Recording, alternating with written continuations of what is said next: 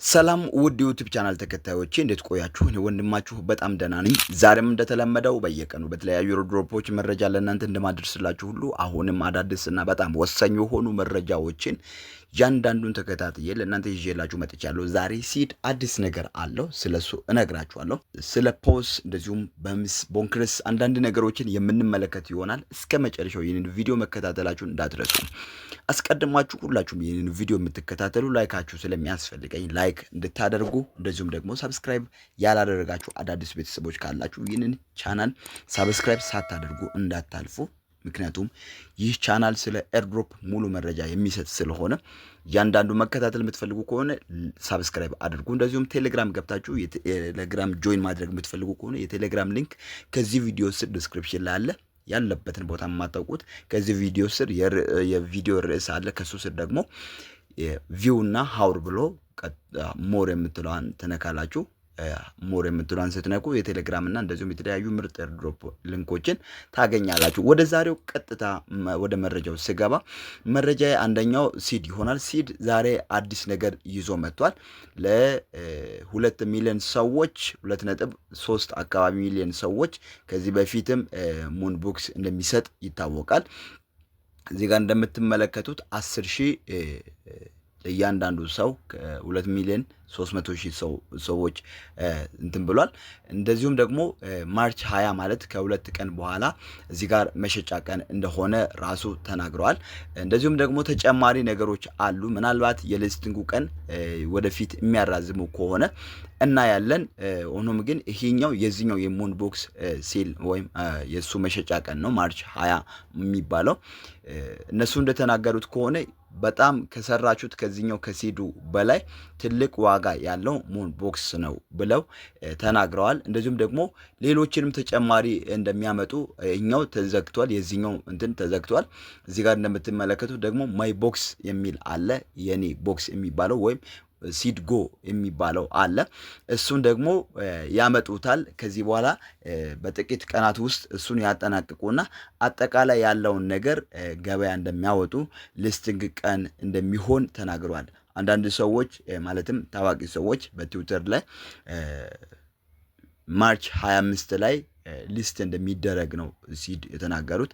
እንደሚታወቀው ሲድ በጣም ብዙ ጊዜ ከኖቬምበር ወር ጀምሮ እስካሁን ድረስ ሊስት ይደረጋል እየተባለ ራሳቸው ነው እኛ ሊስት እናደርጋለን እያሉ ወደፊት እያራዘሙ ዛሬ ላይ ያደረሱትና ነገር ግን መች ይህ ነገር እንደሚጠናቀቅ አይታወቅም። ሆኖም ግን ይህንን ነገር ያገኛችሁ ጥሩ እድል አላችሁ። ያላገኛችሁ ልጆች ካላችሁ ደግሞ እንደዚህ ይመጣላችኋል።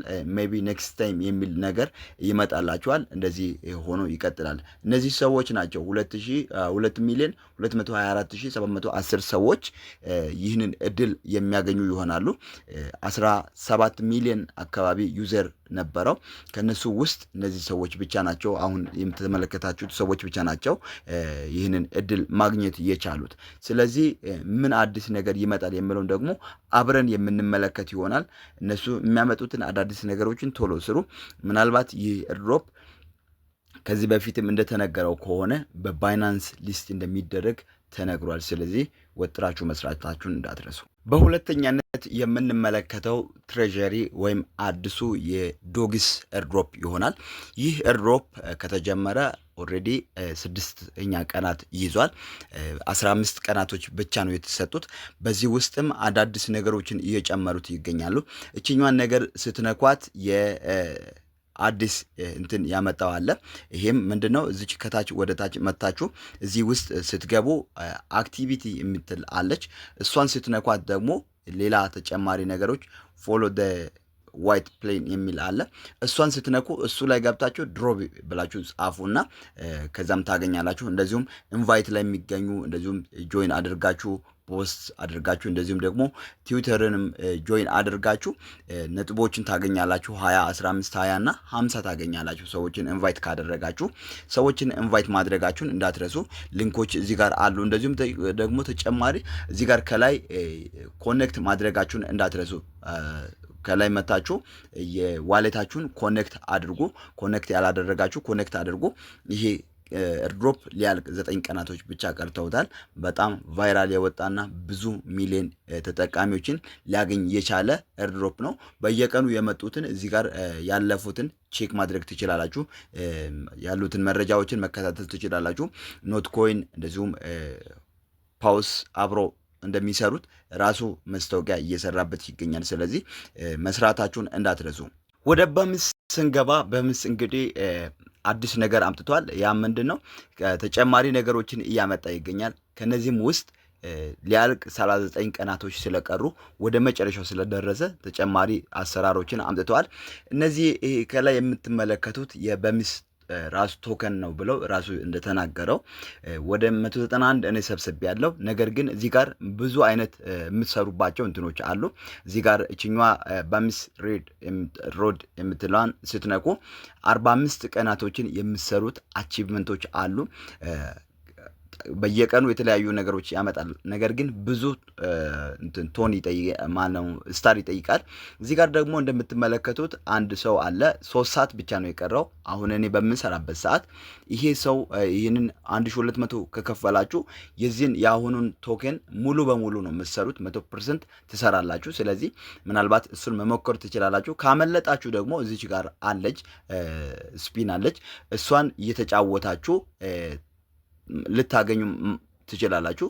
እዚህ ጋር አማራጮችን ያመጣል። እኔ አሁን ወደ 10 አግኝቻለሁ። 201 ነው።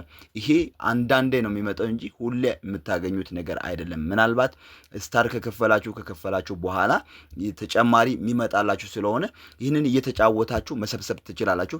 እዚች ጋር ደግሞ አንድ አለች ከታች የታለች ወደ ታች ስትመጡ እዚች ጋር 4 ሰዓት አካባቢ አሁን ለኔ ይቀረኛል። እሷን ውስጥ ስትገቡ በየ8 ሰዓቱ ከዚህ በፊትም አሳውቂያቸዋለሁ። በየ8 ሰዓቱ እየገባችሁ 5 የዚህን ቶከን ማግኘት ትችላላችሁ። ከዛም በተጨማሪ ደግሞ ይሄንን 8 ቢሊዮን አካባቢ የሚለውን የሱን ፕሮፊት ፐር አወር መሰብሰባችሁን እንዳትረሱ። ዳይመንድም ብትገዙ አሪፍ ነው። እኔ እስካሁን አልገዛሁትም። የገዛሁትንም ለሌላ ነገር ተጠቅሜዋለሁ። ማለትም ሌላ ነገር ገዝቼበታለሁ፣ ተቀይሯል። ስለዚህ እንደዚህ ያደርጋችሁ ይህንን በምስ መስራት ትችላላችሁ። ቦንክረስን ትቼ ወደ ፖስ ገብቻለሁ። ፖስ ዛሬ አዲስ ነገር መጥቷል። ይህ ምንድን ነው? የፖስ ቲም ሰራተኛው አዲስ ነገር አምጥቷል። ኦኬክስ ይሁን ወይስ ባይናንስ ይሁን ብሎ ምርጫ አምጥቷል። ከሁለቱ አንዱ ሊስት የሚደረግ ይመስለኛል። እንደዚሁም ደግሞ የብለም መስራች የሆነው ከባይናንስ ጋር ማለትም የሱ የብለም እና የባይናንስ ሰራተኞች በጣም በስራቸው በጣም ይገናኛሉና የባይናንስን እንትን ሼር አድርጓል። ባይናንስም ይህንን የፖስ ማለትም የውሻ እንትን እግር ያለበትን አርማ ይጠቀማልና የሱን አምጥተው እንደለጠፉት ይታወቃል። እንደዚሁም ደግሞ በተጨማሪ አሪፍ ነገር የመጣ ነው ብለው ተናግሯል ለፖስ እንትኖች። እንደዚሁም ፖስና ብለም ደግሞ አብሮ ሰራተኛ ማለትም ፓርትነርሺፕ እንደሆነ ይታወቃል። በቅርቡ ሊስት የሚደረግበትን ቀን ያሳውቁናል። እንደዚሁም ደግሞ ባይናንስ ላይ ሊስት መደረጉ በጣም ለኛ ጥቅም አለው። ኦልሬዲ ወደ 95% የሚያክል በባይናንስ ሊስት እንደሚደረግ ተረጋግጧል። 5% ያው ከነሱ ይጠበቃል፣ እነሱ መጥተው እንዲናገሩ ማለት ነው። ከዚህ በፊት ለምንድን ነው ባይናንስ ያልገባው ብላችሁ ጥያቄ ሊሆንባችሁ ይችላል። ይህንንም ያደረጉት ዋናው ነገር ምንድን ነው? ኢንቨስተሮች እንዲገቡበት እንጂ ዝም ብሎ ቶከን የሰበሰበ ሰው ብቻ እንዲገባ አይደለም።